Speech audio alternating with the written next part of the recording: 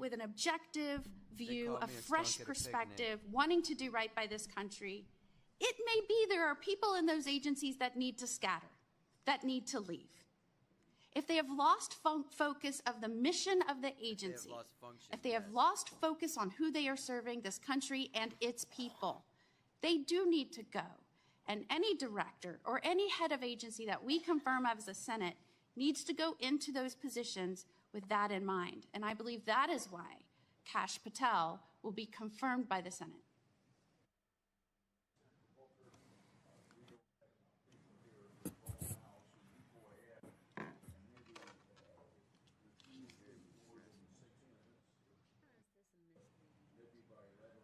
I'm just trying to see, are you encouraging me to talk longer? Because that's never happened as committee before.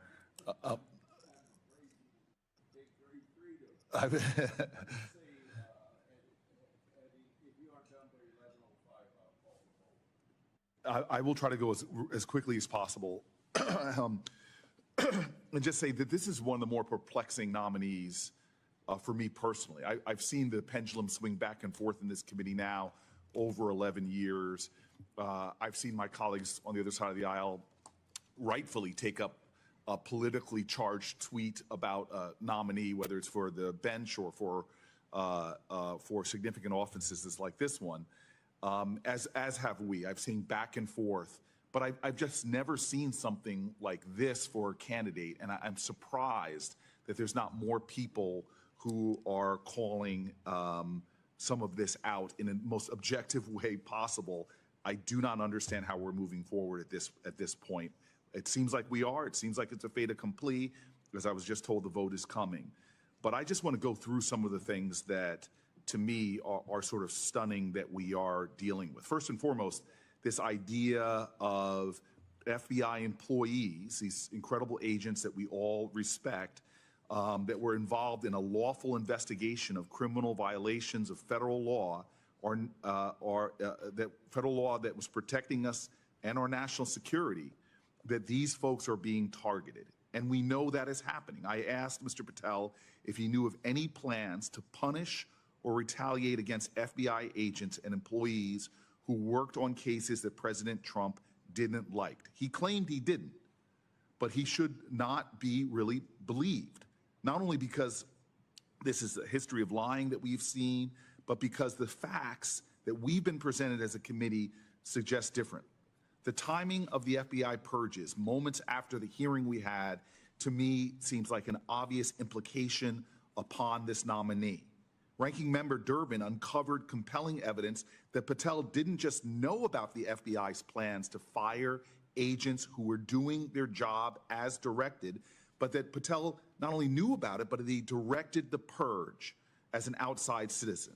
And if that's true, Mr. Patel has perjured himself before this committee, something I believe we would take very seriously. His trustworthiness is evident in his failure to disclose his work on behalf of the Embassy of Qatar to this committee. That is stunning. Work for which he possibly broke the law when he didn't file as a foreign agent.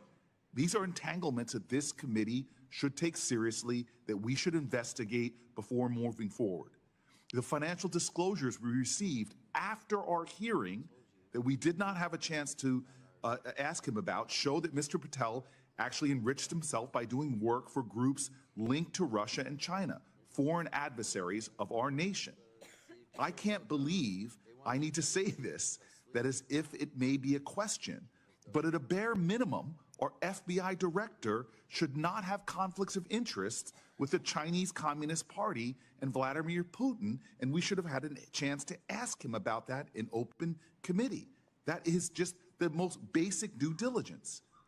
Look, everything Mr. Patel has ever written and said, so much of, what he's written and said demonstrates that he is somebody that goes against the idea of integrity and independence that the FBI wants. He has gone far, as my colleagues have said, posting the most outrageous, politically charged things. I'm disbelief that of all the incredible people that could run this agency, that this is somebody that we would pick. But my concerns really have to do about Mr. Patel's testimony before this committee. No one can claim surprise when he does exactly what he's promised to do in a lot of these politically charged writings. We have credible evidence that he is already enacting this idea of revenge against FBI agents who Mr. Trump does not like. We have credible evidence that he committed perjury when he told this committee that he wasn't aware of these plans to fire FBI personnel. He later changed his answer when answering the committee's questions for the record. Suddenly he said he went from "I don't know" to "I don't recall" whether he plans to fire FBI personnel. And this was what he was saying over and over again. He does not recall. I don't recall.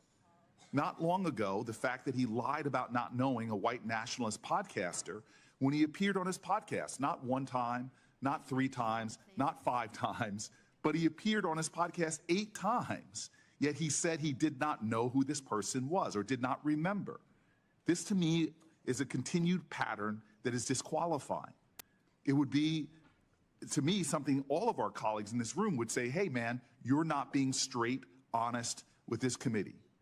Listen, lies like this are misleading and dishonest, especially with an institution that has a reputation for that kind of integrity. His refusals to share what he said before the grand jury is another example of, to me, unacceptable non-answering.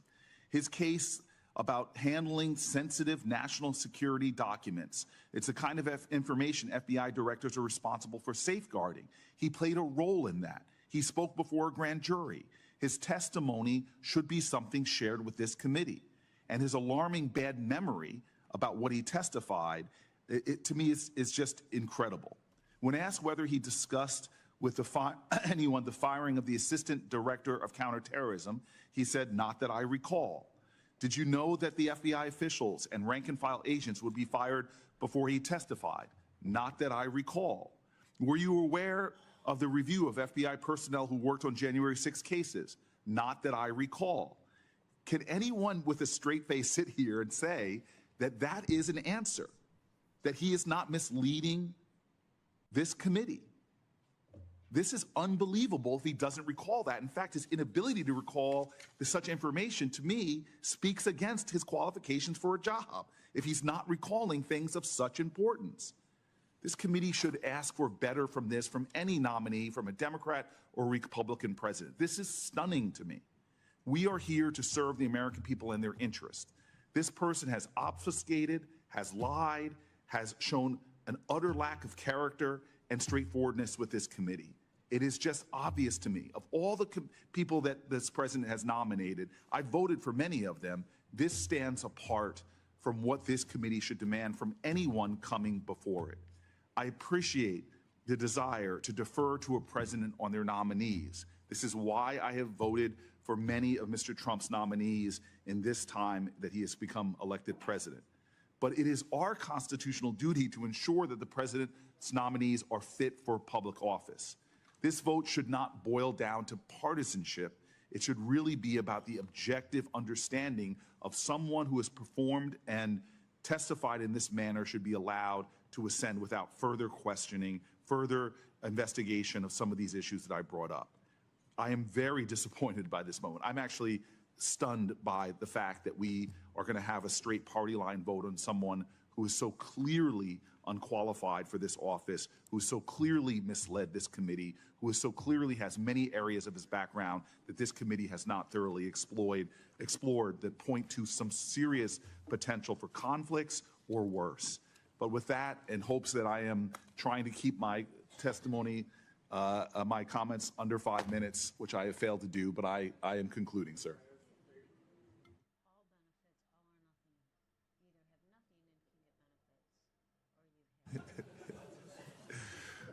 Mr. Chairman, I am stunned and perplexed at this moment that I have been asked to talk for 2 minutes. That room is empty.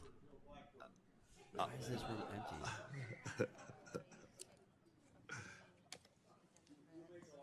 Wine. Look at him. Look. For the record, the chairman has said that I make a lot of sense. But he disagrees with me. Yeah. Mr. Chairman, I'm going to cede to you. If you would like to filibuster, you're welcome to. I'm sure that the committee of this committee would allow you to sit here quietly. But if not, I would very much like to hear Lindsey Graham speak on the virtues of the great state of New Jersey. It's not going to be a long speech. Wow. New Jersey. Wow. My brother-in-law is from New Jersey, and we like him a lot. That I will take that as a testimony. Thank you, sir. And happy birthday to Dick Blumenthal. So Booker's gay. Closeted, 100%. Dang. Word. So the Senate rules limit the time for committee meetings, and so I need to call the roll call vote. I will allow anyone who still wishes to speak on this nomination to do so after we vote. On the favorably reporting the nomination of Kesh Patel to be Director of Federal Bureau of Investigation, the clerk will call the roll. Mr. Graham. Aye. That's my nephew's name, Troy Kelly. Aye. Mr. Cruz. Aye. Mr. Aye. Mr. Tillis. Aye. Mr. Kennedy. Are they voting for him right now? Mrs. Blackburn. Aye. Mr. Oh, they're Schmidt. just taking a roll call, right? Mrs. Britt. Aye. Look at that wall. Mr. Durbin. No. Mr. Whitehouse. No. Ms. Klobuchar. No. Mr. Cruz. He wants to know by proxy. No by proxy. Mr. Blumenthal. No. I guess until we. Ms. Serrano. No. Mr. Booker. No. Mr. Padilla. No.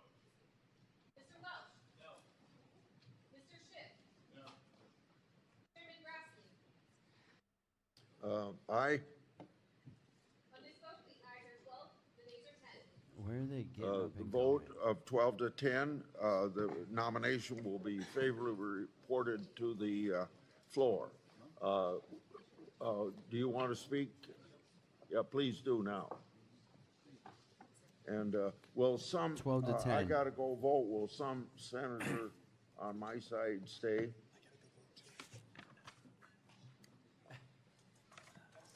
Thank you. You see the Thank you, Mr. Chairman. That grand master. I believe that this country, in this Congress, is in the midst of what has been a slow-moving but rapidly accelerating constitutional crisis. It began most visibly on January 6th of 2021, when the two norms of this republic, the peaceful transfer of power and the renunciation of violence, were breached. And where many members of the House and Senate voted against certifying the election of the person chosen by the American people. President Trump then, and President Trump today, continues to assert that the 2020 election was stolen. Stop the steal. Oh my gosh, like he don't even care about that. He right now. won the 2024 election. His election was certified. He's entitled, as president, to vigorously use the powers of the presidency to implement the policies that he advocates. He's not entitled to violate the Constitution in his effort to do so. I don't see how he did. Mr. Chairman, in my view, the beginning of the president is the head Trump of the company, he's the administration is CEO, showing he's supposed to go through a it, contempt for the make sure that it's Constitution running right. and a lawlessness that is dangerous to the future of our republic. Freezing federal spending, clearly unconstitutional. Shutting down agencies, created by Congress with no authority to do so. Removing leaders of agencies, including inspector generals, against the clear requirements of law. Firing government employees subject who have civil service protections. Threatening to deport people based on their political views. Revoking by executive authority birthright citizenship. These are just some of the actions that the president has taken where he has no authority to do so.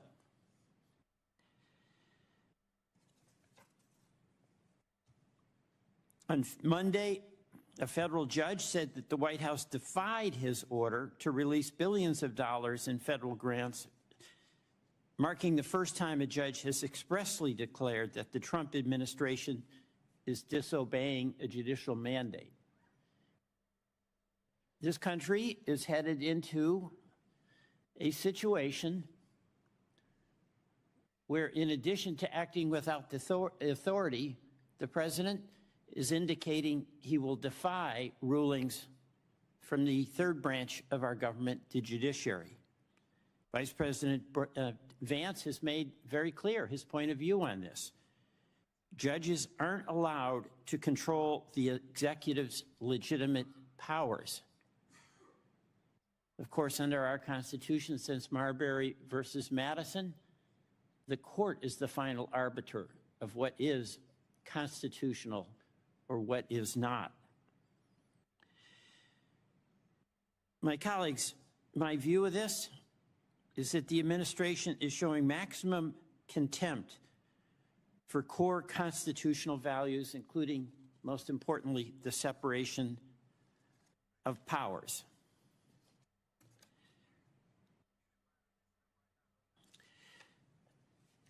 We have a dilemma here. There are many in this committee that are fully in support of the policies that President Trump is pursuing. That's, of course, your right and his right.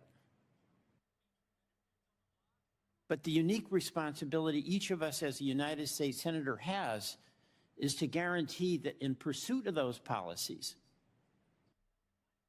it is done within the constitutional boundaries. This is not just to talk about civic aspiration. It's a recognition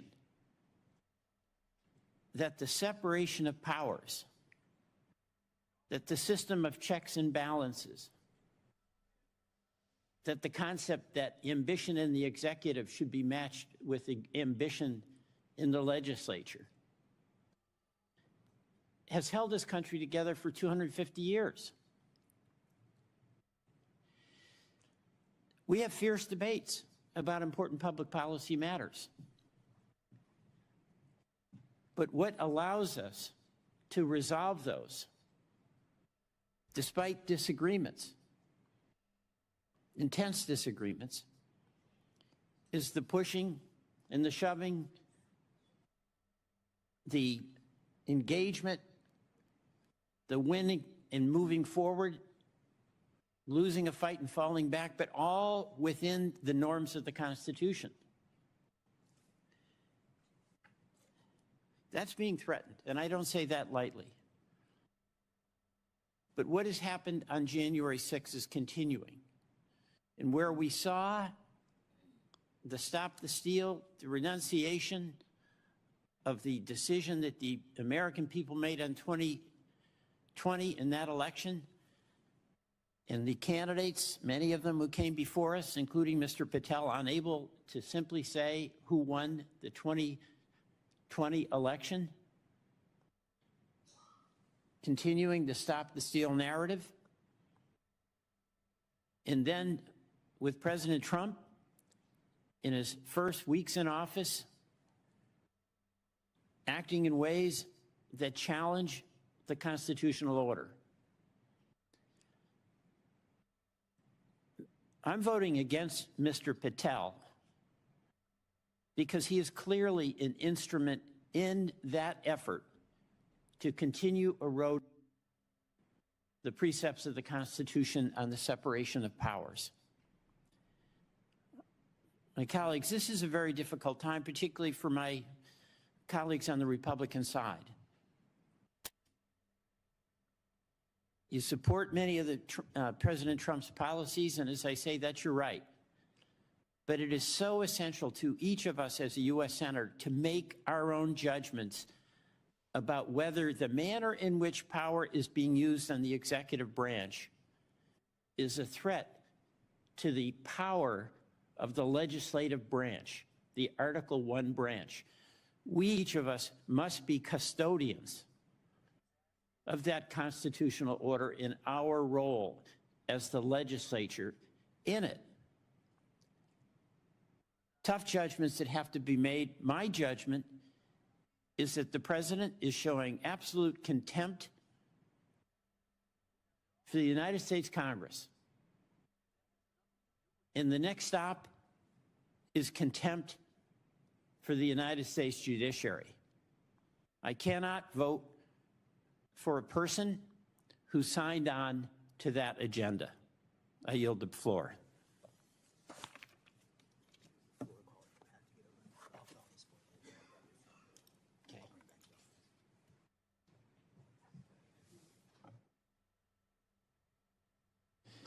Senator Schiff will be joining us shortly. To my friend Senator Welch, I hope we have a great relationship, but some of the things that he was talking about, the tug and pull of the executive and the legislative branch, plays out this way every time you have a transition of power.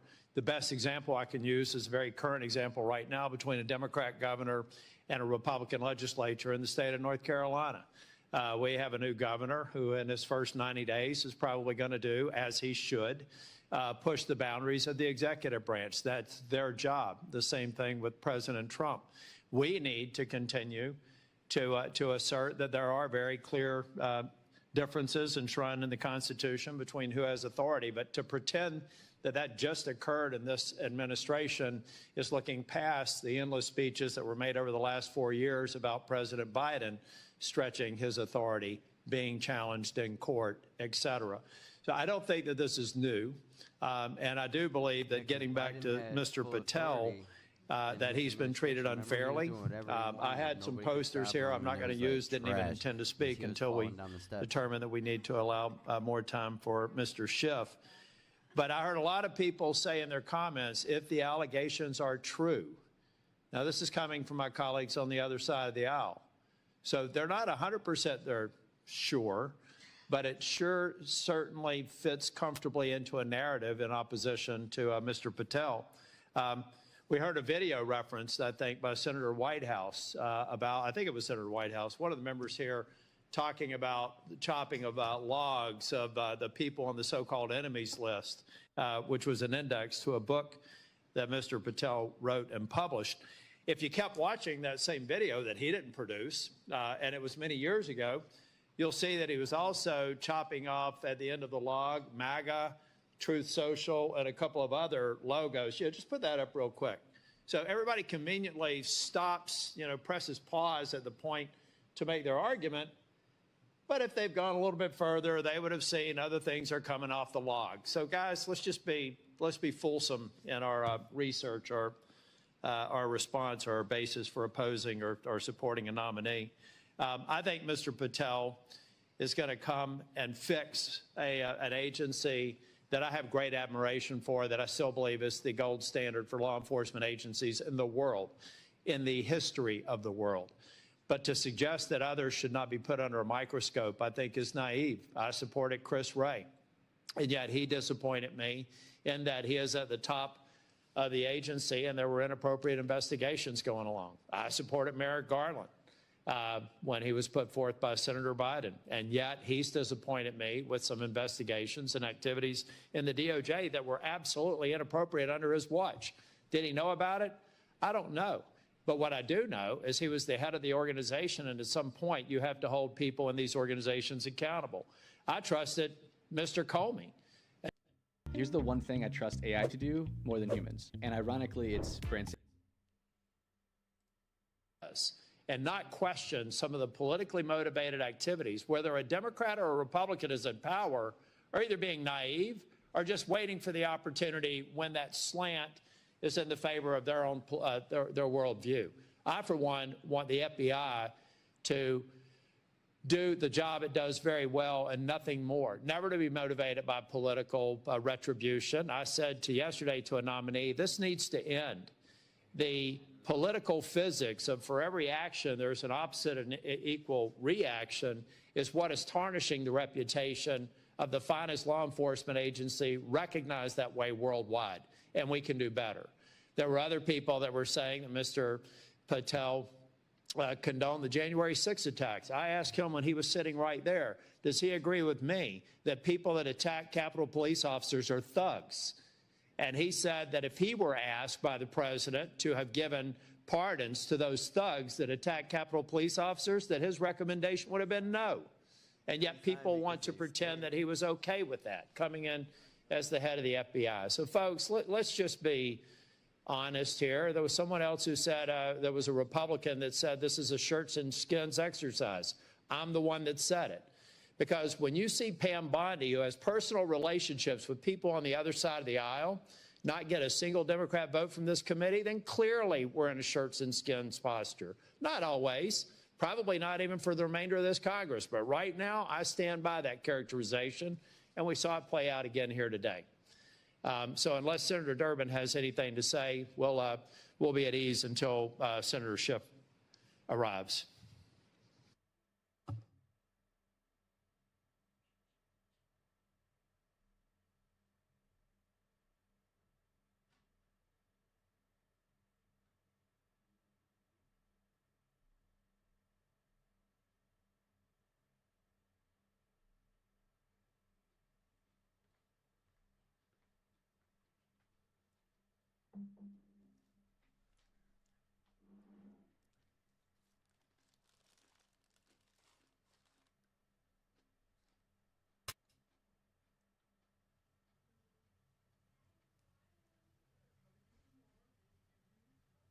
% they're sure, but it sure certainly fits comfortably into a narrative in opposition to Mr. Patel. We heard a video referenced, I think, by Senator Whitehouse about, I think it was Senator Whitehouse, one of the members here talking about the chopping of logs of the people on the so-called enemies list, which was an index to a book that Mr. Patel wrote and published. If you kept watching that same video that he didn't produce, and it was many years ago, you'll see that he was also chopping off at the end of the log MAGA, Truth Social, and a couple of other logos. Yeah, just put that up real quick. So everybody conveniently stops, presses pause at the point to make their argument. But if they've gone a little bit further, they would have seen other things are coming off the log. So guys, let's be fulsome in our research or our response or our basis for opposing or supporting a nominee. I think Mr. Patel is going to come and fix an agency that I have great admiration for, that I still believe is the gold standard for law enforcement agencies in the world, in the history of the world. But to suggest that others should not be put under a microscope, I think is naive. I supported Chris Wray, and yet he disappointed me in that he is at the top of the agency and there were inappropriate investigations going along. I supported Merrick Garland when he was put forth by Senator Biden, and yet he's disappointed me with some investigations and activities in the DOJ that were absolutely inappropriate under his watch. Did he know about it? I don't know. But what I do know is he was the head of the organization, and at some point you have to hold people in these organizations accountable. I trusted Mr. Comey until he gave me a reason not to.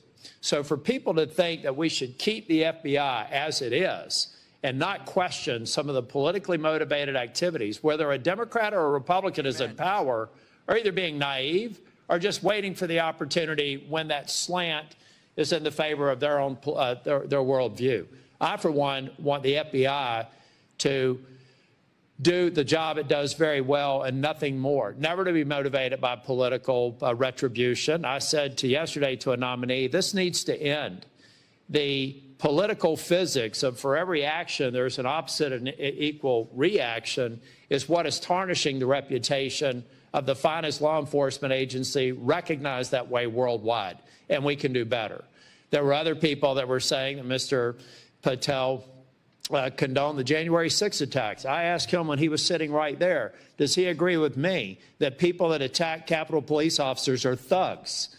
And he said that if he were asked by the president to have given pardons to those thugs that attack Capitol Police officers, that his recommendation would have been no.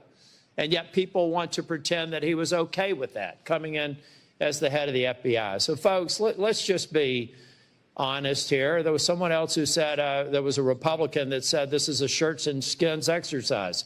I'm the one that said it. Because when you see Pam Bondi, who has personal relationships with people on the other side of the aisle, not get a single Democrat vote from this committee, then clearly we're in a shirts and skins posture. Not always, probably not even for the remainder of this Congress. But right now, I stand by that characterization, and we saw it play out again here today. So unless Senator Durbin has anything to say, we'll be at ease until Senator Schiff arrives.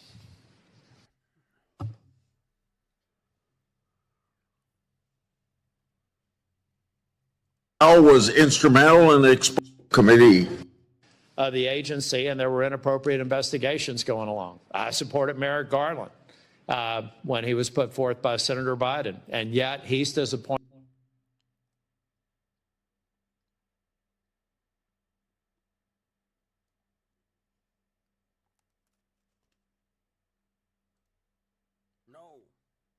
Percent in his first year. It is imperative that the FBI go back to investigating.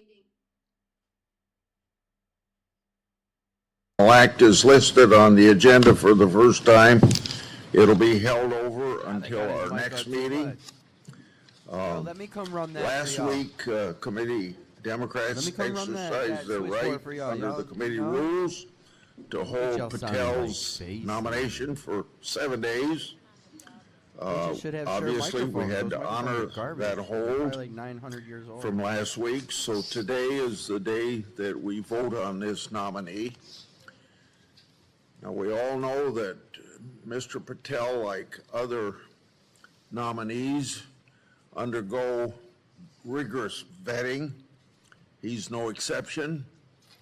Before his hearing, he produced more than 1,000 pages of records, disclosed over 1,000 interviews.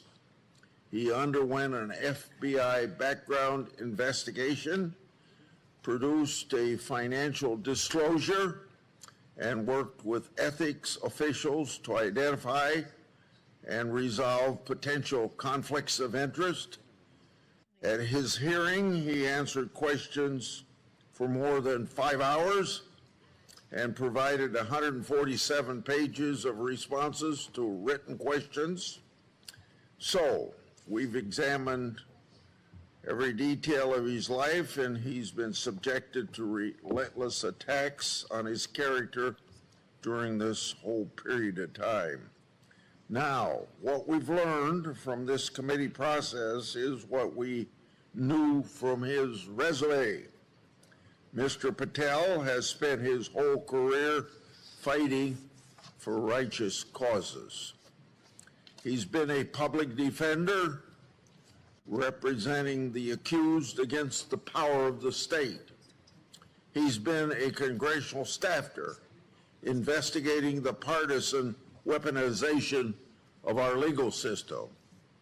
And he served in key national security roles, protecting Americans from foreign enemies.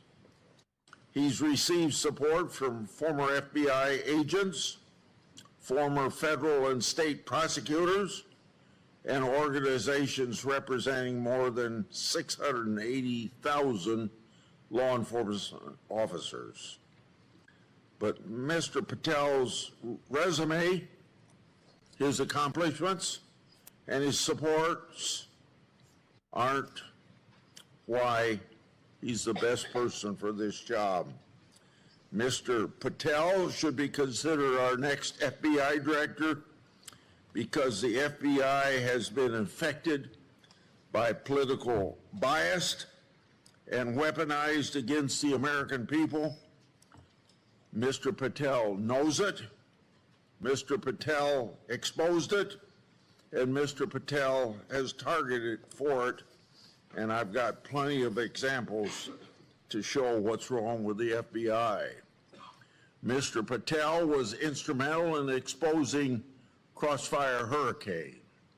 He showed during that investigation that the Democratic National Committee funded false allegations against President Trump, that the Department of Justice and the Federal Bureau of Investigation hid information from the FISA court to wiretap a presidential campaign, and that an FBI lawyer lied in the process. As reward for his efforts to uncover this truth, he was attacked by the media, and the Department of Justice secretly subpoenaed his records. Now, I and my staff know a thing or two about this kind of retaliation because my staff received similar treatment during our investigation. Sadly, as I've said at Mr. Patel's hearing, Crossfire Hurricane is but one example of recent FBI misconduct. The FBI targeted traditional Catholic families and concerns of parents for political reasons. The FBI coordinated with social media platforms to suppress the Hunter Biden laptop scandal. The FBI conducted an unprecedented raid on President Trump's home in an act of partisan lawfare. In just the last few days, we've heard unconfirmed reports that someone at the FBI may have illegally leaked information about upcoming ICE raids, putting the lives of ICE agents at risk. If true, the betrayal can't be overstated. The FBI has fallen into really old habits and is long overdue for massive reform. Mr. Patel is the man to do it, and that's why he's being attacked so viciously right now. I'm calling the FBI. Before we even had a hearing, I need to talk to committee members about my case, please. called Mr. Patel by these adjectives: dishonest, untrustworthy, lacking in character, a wolf at the door, a conspiracy theorist, a staunch political loyalist, and lastly, a nightmare. Since his nomination was announced, committee Democrats have sent at least 11 letters to 11 different agencies and parties demanding records and urging investigation into Mr. Patel. Each letter breathlessly accuses Mr. Patel of something new, often citing quote unquote highly credible anonymous sources so much fun. that don't fit the facts. Some accuse him of not following hostage rescue protocol. Others suggest that he is secretly directing FBI personnel decisions. And some accused him of promoting conspiracy theories. The purpose of this campaign is quite obvious. Throw everything at the wall and hope something sticks. I'm not falling for it, and I don't believe the American people will likewise. These attacks are unfair, this harassment unwarranted. They show that Mr. Patel won't receive fair consideration from the opposition, and they're directed at a nominee who served his country during both Democratic and Republican administrations. I expect we'll hear more unfair attacks and character smears today, but I'd like to point out a few egregious ones that we've already heard. One of my colleagues suggested that Mr. Patel called the police officers that protected the Capitol on January 6 cowards in uniform, end of quote, or quote unquote. Now, this is completely false. Anyone can listen to this same interview that he gave to hear what he actually said. He said senior Pentagon leadership who failed to mobilize the National Guard were quote unquote cowards in uniform. His comments had absolutely nothing to do with the people in blue. Mr. Patel has also been accused of mismanaging hostage rescue missions, particularly one in Africa.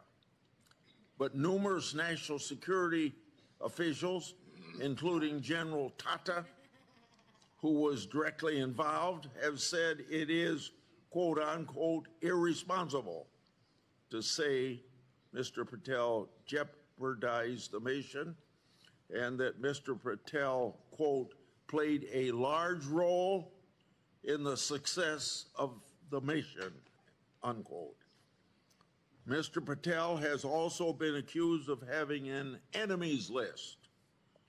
Mr. Patel does not call his book appendix an enemies list, and he said that it is not about political revenge. He believes, as I believe, that those who have abused their positions in government should be called out for breaking the public trust. It's very clear that my Democrat colleagues made their minds up about Mr. Patel long before he was given an opportunity to be heard. And now my colleagues attack Mr. Patel and demand that he come back before this committee to answer for reforms and personnel changes that the Trump administration has begun at the FBI. Of course, it's outrageous, as we all know, to suggest that a nominee should come before the Senate to answer questions for an agency's action that occurred before he gets to be head of that agency. But more importantly, FBI reforms, and yes, even firings, are needed. The Trump administration is cleaning house at the FBI because the FBI is and has been for years infected with political bias and whistleblower retaliation, and I've got a lot to say about that in just a minute. It's long past overdue for the whistleblowers who's been affected by FBI misconduct to be given a voice. So now I'm going to take some time sharing statements from whistleblowers who were retaliated against some of the FBI officials that Trump has recently fired. Now, I'd like to have the White House and my Republican colleagues take note of this, because I think some of these people should be reinstated because of how justly they've been treated. And like you've heard me so many times say, whistleblowers are treated like a skunk at a picnic. And I hope my Democrat colleagues will learn a lesson about how the FBI has previously treated whistleblowers, both under Republican administrations and Democrat administrations, so that we don't have this happening again. One whistleblower said, quote, people like these have harmed the noble mission of the Bureau. They've created turmoil, and their personal agenda has spread throughout the Bureau over the last decade. In service of the country, we should insist on removing them from the FBI, not tomorrow, but right now, end of quote. Remember, he said the last decade. That covers presidents of both parties.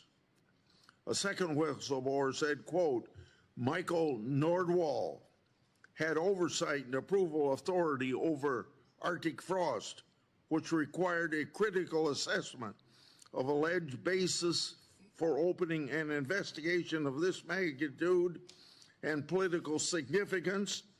The failure to raise an objection must less critically assess Thibault's motives alone should be grounds for dismissal.